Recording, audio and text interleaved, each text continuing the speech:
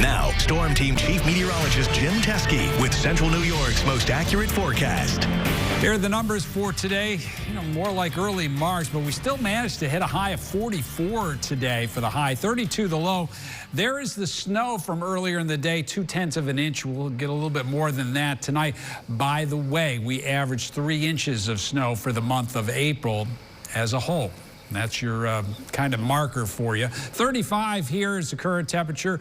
Some spots already below freezing, like Rome and Cortland. Watch out up into Oswego County. 31 in Fulton. We showed you that snow that has been falling there over the last hour, and that's working its way to the east. So that's not going to be around for long, but I'm watching this area of precipitation. Mostly snow, but a little bit of rain approaching Toronto. That'll come in after midnight. That's ahead of this cold front. In the wake of that, lake effect snow showers. So it's kind of a two-part piece, or 2.5 if you include that little burst of snow now moving across Oswego County.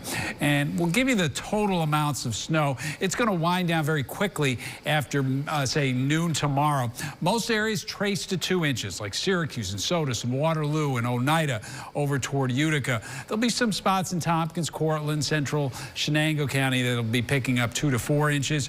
And there'll be an area over the heart of the Tug Hill Plateau where some spots pick up 4 or 5 inches of snow. So how do we get there? Again, that burst of snow coming in here between 3 and 5 o'clock in the morning. Actually, at 7 o'clock, there may not be a lot of precipitation around. Temperatures are close to freezing. And there's the wraparound as you get into west and eventually west-northwest winds. That will cause the lake effect snow showers. This is at noon. Temperatures are close to freezing, but keep in mind the sun right now is as high as it is in the beginning of September. So even if you got steady snow at noon, I think the roads would be in good shape here in the Syracuse area. And then the snow quickly ends. We probably get into some sun before the day is done, but the sun is not going to warm us up.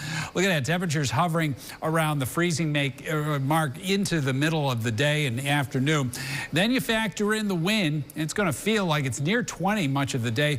The wind will gradually die down tomorrow evening. That's because high pressure is building in from the west. It's going to be a cold night, probably in the upper teens here in Syracuse. There will be a good deal of sunshine on Wednesday, but thankfully less wind, so that'll make it feel warmer. And then this warm front approaches. That will warm us up here for the day on Thursday. So we go from that 35 on Tuesday. Wednesday, a lot of sunshine. We're near 50 degrees. Thursday, southwest wind kicks in. I expect temperatures to rise into the 60s. We're still in the 60s on Friday, but with some showers. That's ahead of a cold front that'll move through. We dry out, cool down for Saturday, but it's actually more seasonable in the mid-50s. Back into the 60s on Sunday, and then showers. We're in the low 70s on Monday. Ooh. Download the WSYR Plus app on your TV to stream News Channel 9 for free. Just go to your smart TV, search WSYR Plus in the App Store, and download to start streaming today.